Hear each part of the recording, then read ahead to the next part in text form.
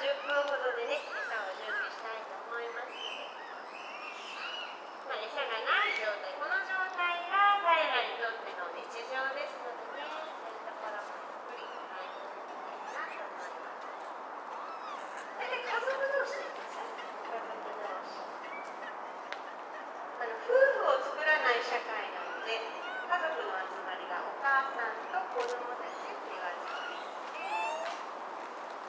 実は11月から3月、今まさにね、恋愛のシーズンで恋をする季節ですが、ずっと同じパートナーとお付き合いするわけではございません。長くても1週間程度ですね。人間社会だと1週間ってとても短いですけどね、サブ社会長い方で1週間とか、早いところ日替わりでパートナーが違いますからね。そうそう、この毛づくろいにあちらもしますけど、よく飲み水を取ってる、虫を取ってるなんて言われますが、実は体についてる竹のようなものを取ってますよ。お風呂に入らないので、お風呂の代わりですね。で、見つけてはこうつまんで一応口に持っていきます。要は汗なんかの塊って、要は塩なんですよね。そういうのを舐めとってるんだと思ってください。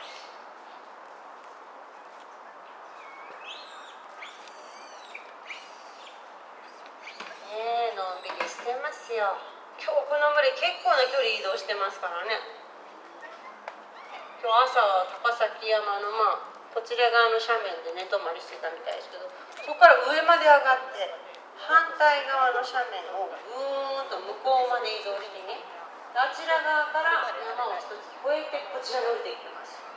多分ね、すごく疲れてると思います。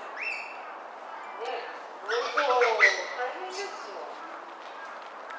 これ B 群という群ですよ。B 群640分ですね。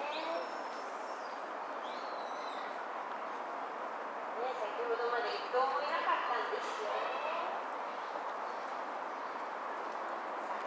猿が来てその高崎山ですね。猿しかいない動物園ですからね。でも時々違う動物も来ますよ。イノシシとか来ますね。イノシシとか来るとね、皆さんびっくりされますよ。結構大きいですからね。鹿が来たこともありますね。ここまではないけどね、モノレールの向こう側まで鹿の姿を確認したことありますね。かわいい。もうこうやってご自分でね、毛づくろいしてますよ。ちなみに生まれて2年、2歳でこのサイズですよ。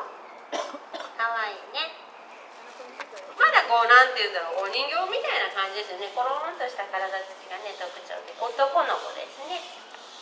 実は男の子は男の子同士ですね、マウンティングと言いまして、順位確認ですね。大人のオス同士になるとすごい緊張状態にあるので、あなたの方が私より上位ですのでどうぞ乗ってくださいということで、自ら背中を向けることもありますけど、子供のうちは上も下も交代交代しながら、遊びの中でマウンティングを覚えていく感じですね。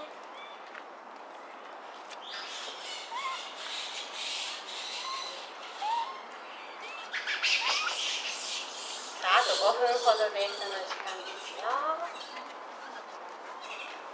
まだ山から降りてきて、まだね、群れ自体があんまり落ち着いてないかもです。奥のジャングルジム、滑り台があるところ、あちらがね、お猿の保育園と呼ばせていただいている場所で、赤ちゃん猿がね、集まって遊ぶところなんですけど、今まだいないでしょ。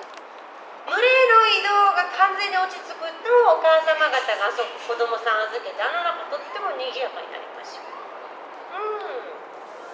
滑ったけど、あれ1歳児ですからね。今滑ったの1歳児よ。ほら、お母さんの背に乗ってます。サイズが0歳児。ここもいいな、ここもいいな。お母さんのお乳を飲んでます。お乳はね、1年間くらいは飲みますね。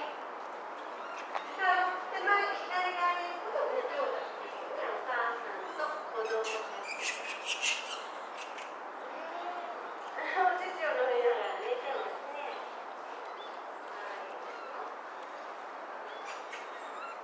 しかし、固形物を少しずつ食べる